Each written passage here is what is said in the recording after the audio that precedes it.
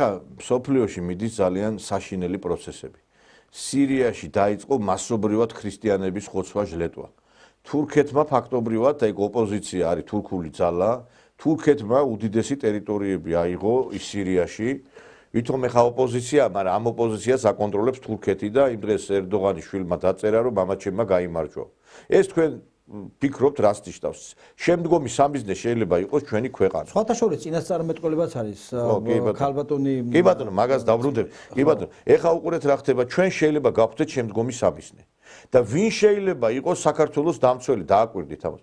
მე ამ რუსეთში რო დავდივარ, იმიტომ დავდივარ, რომ რეალურად იქ მე რუსებს ვეუბნები, რომ საქართველოში ქართველი ხალხი ის კი არ არის მარტო რუსთაველზე რო დგას. ქართველი ხალხი არის ის, რომლებიც თქვენ გიღებენ უამრავ ტურისტს და გამოხატავენ თქვენს მიმართ სიმპათიებს, იმიტომ რომ ამ ხალხს გული არ აუცრუდეს. იმ გავრილოვთან, იმ უნივერსიტეტებში, იმ პოლიტოლოგებთან, ექსპერტებთან, იმ რუს პოლიტიკოსებთან შეხვედრების დროს მუდამ ამაზე მაქვს ხაზგასმა, რომ მათ რუსეთმა რომ საქართველოს ესე იგი მიმართ მწვანე შუქი აუნთოს თურქეთს ხვალ შემოვა თურქეთი დაიკავებს აჭარას და მე მაინტერესებს ეს შარვას ჩახტეულთა 20-ეული აიღებს ის მემანუელ მაკრონი რომელიც ხარდაჭერას გვიცხადებს მაინტერესებს სად არის ეს ევროპელები რომლებიც ლაპარაკობენ რომ აი ჩვენ გვიცავენ რა დაგვიცვეს მაინტერესებს ომი იყო და წყალი და პამპერსები გამოგვიგზავნეს რა როდის იყო ევროპა საქართველოს დაუწვია ხალხო ერთადერთი ვისაც შეუძლია საქართველოს ტერიტორიული მთლიანობის მიმართ რაღაც ნაბიჯები გადადგას დაგვიცვას არის რუსეთი არც ფრანგი დაგიცავს, არც იტალიელი, არც ამერიკელი. ეს წვინაღძობი ხალხის იმაში ვერ შედის ეს ყველაფერი. ჩვენ უნდა გავაფორმოთ ისეთი ხელშეკრულება რუსეთთან, როგორიც გააფორმა ბელორუსიამ, სამოკავშირეო ხელშეკრულება. უნდა მჭიდრო კავშირი, იმიტომ რომ ჩვენ შეიძლება ვიყოთ დიდი დარტყმის ქვეშ. და ამ ქვეყანაში კიდევ არის უამრავი აგენტურა, რომელიც შემოსულია სხვადასხვა მეთოდებით. ხვალ შეიძლება აგვიფეთქონ სხვადასხვა რეგიონები, სადაც არიან მათი ანკლავები, სადაც არიან მათი დასაყრდენები. ამა რა ნაცებზე, რა იმებზე ლაპარაკობთ ისეთი გამოწვევების წინაშე მდგა. საქართველოს არის დიდი გამოწვევების წინაშე. ხვალ ესე იგი უკან დაგვრჩება ის ყველაფერი. ჩვენ უნდა ვემზადოთ იმისათვის დაწყებული მთელი ეხა სირიას იმაშვებიან, ინაწილებენ იმას რა ქვია, ტორტის ნაჭერივით რა. იქით ისრაელს მიაქვს ტერიტორია, აქით თურქეთმა აიღო ტერიტორია, იქით სხვები ემზადებიან რაღაცის წასაგლი. აღარ არსებობს ის სირია აღარ იქნება, რომელიც იყო ის სირია. და კიდე იმპეც გაიზიარებს უკრაინა. და ჩვენ ამ დროს ვითომაც არაფერი აქ ვამსხრებთ, ვანგრებთ, ვანადგურებთ ყველაფერს ხალხო. შეიძლება აი ცოტათი აზე მოვიდეთ და მე მინდა აი ეს როდესაც ქვეყანა გამოწვევების წინაშე დგას, მინდა ხელისუფლებას მიუმართო კიდე ერთხელ. ერთგული ხალხი დააკომპლექტეთ თანამდებობები. ისეთი კი არა ცოლი რო იმაშია ევროპული გზისკენ მიდის და მეორე ქმარი რო კიდე იმაში ხელისუფლებას უჭერს ხა. ვერ გავიგე რა უბედურება ესეთი რა არის რა ხდება ხალხო ესა რა. და ამიტომაც უნდა ჩვენ გავძლიერდეთ და ბოლო გადავდგათ ნაბიჯები იმისათვის რომ ეს ქვეყანა იყოს დაცული.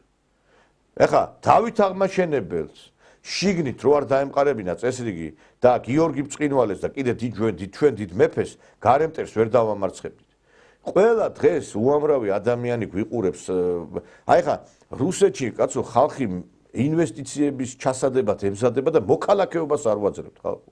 უამრავი ადამიანი ბატონო ლექსო შეხვდა ძალიან დიდი ბიზნესმენებთან მქონდა საუბარი გვინდაო ჩადებაო ინვესტიციებისო ჩადება მაგრამ ეხლა თუ მოქალაქეობა არ მოგცეზო თუ რაღაცა ეხლა ქართულ კაცს ეხლა ჩააბარა ეხლა აღარ გული აღარ მიღა ვიღაცამ შეიძლება ჩადო და მე რო ეხლა რანაირად არის ეხლა ჩავდო და რატო არ უნდა მისცე ქართულ კაცს ჩინიმაებს თუ აძლევ არავე ეხლა ეს ახალი პრეზიდენტი რო შევა ყაველაშვილი რაღაცა უნდა შეიცვალოს ეს ყველაფერი რა შეხვდა ეგერ ეხლა მე განახებთ მე ფრაგმენტს ახალგაზრდა ბიჭი შეხვდა კაცო შიო ივანიშვილი ბიზნეს მოგვარე აი ცრემლი მოძდიოდა ვლადი კავკაზელი რა არ მიშვებენო საქართველოსიო იმიტომ რომ იქ დავიბადეო ცხინვალშიო მიწერია ცხინვალი ისა რა ქვია სამხრეთ ოსეთი რა დავაშავე ხა იქ დავიბადე იმიტომ რომ იქაური ყავს ისა რა ქვია დედა იქაური ყავს რა და მამა ისა ყავს რა ქვია ივანიშვილი რა ქნას იმბავე რატო უამრავი ქართველი გინა სხვადასხვა რეგიონებიდან არის კაცო ხო არ ვიცი მე რაღაცა უნდა მივიღო ძოები და ამ მოწინავე პოზიციებზე და გააკომპლექტეთ ხალხი ერთგულების მიხედვით რაღაცა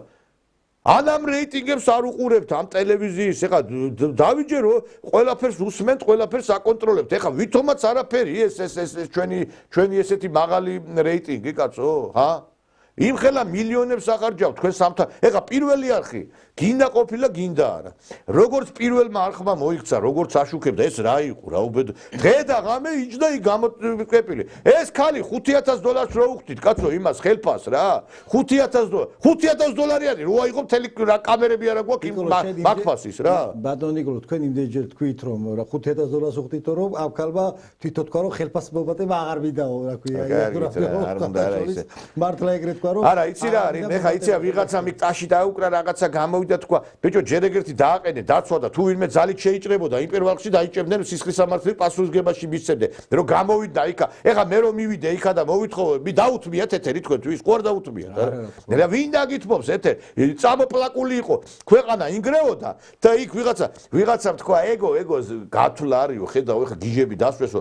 ბიჭო, ვინ თქვა, აი თქვენ ვერ გაიგეთ ერთი რამე.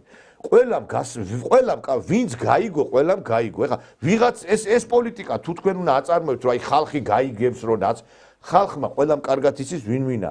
ნაცები არის სექტა. ეს არის სექტა, რომელიც სამწუხაროდ საქართველოს ფარგლებს გარეთაც არის, სიმართლე რო გითხრა და კარგი ხდება ეს ტელევიზიების თუ მალე დაიხურება, იმიტომ რომ აი სიმართლე რო გითხრა, რუსეთშიც ბევრი არის ამათი ზემოქმედების ქვეშ, რო იცოდეთ რა.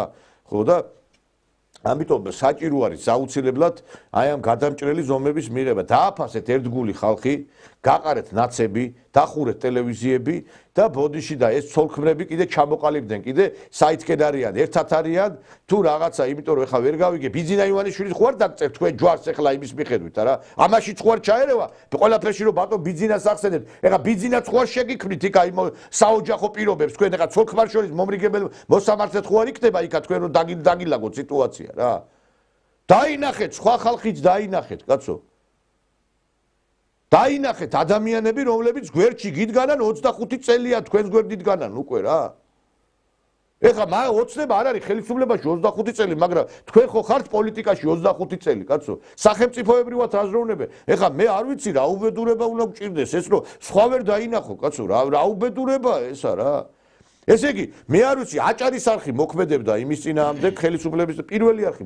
სულ ყველგან გამოტენილია ეს ნაცები რა, ყველგან ფულებს აშოვნინებენ რა. პროტესტის ნიშნად კი ტოვებენ, არა, თუ თავისით არ წავიდნენ, ჯერ ხوار უშვებთ, ის თავისით წავიდნენ. იმედია ეხლა იმ ნაცების ადგილას ისევ ნაცები არ დაინიშნება რა. იმედი მაქვს. აი ხა ჩამოვიდა ეგერ შესანიშნავი გოგო, ახალგაზრდა გოგო, დედამისმა მითხრა, აი ჩემშვილს უნდა სამსახურის დაწყება. ვერ შეულობს სამსახურს ის ბავშვი. აი რატო ვერ უნდა იშოვოს, მაინტერესებს ქალი გოგო ჩამოვიდა ახალგაზრდა ადამიანი, აი რატო ვერ უნდა იშოვოს სამსახური, ხო? კი ბატონო. არა, თუ ნაცია, ის დაქალოჩკებით წყვიტავენ რა, ნაცი დაქალოჩკები რა. ეს პრეს-ცენტრები როგორ მუშაობდით, მაინტერესებს, ძალოვანი სტრუქტურების პრეს-ცენტრები. ესე იგი, ვკრიფავდი ვიდეოებს და ვამონტაჟებდი, რომ მეჩვენებინა, მე როგორ პოლიციელზე ძალადობდნენ. იმ უწყებებს, რომლებსაც ეს ეხებათ, რომ დაედოთ მასალა თუ როგორ ძალადობდნენ პოლიციელებზე, იმეთი რო შევდივოდი მათი პრეს-ცენტრის ხელმძღვანელების, იმის მაგურად ემუშავოთ მოდების ჩვენებას ვგებულობდი. კაბები როგორ ხდებოდა, ამასაც ჩვენებდნენ Facebook-ზე. თუ კაბები ჩვენება იყო საჭირო ამ მომენტში თუ იმისი, რა ქვია, ვიდეო მასალი ჩვენება. მე ვერ გავიგე ერთი რამე რა. მე კიდე ერთხელ ვამბობ, დიდი მადლობა ჩვენ პოლიციას, დიდი მადლობა შინაგან საქმეთა მინის ბატონ ვახტანგ გომელაურს, რომ არა პოლიცია დღეს საქართველოში იქნებოდა დამყარებული ნაც დიქტატურა.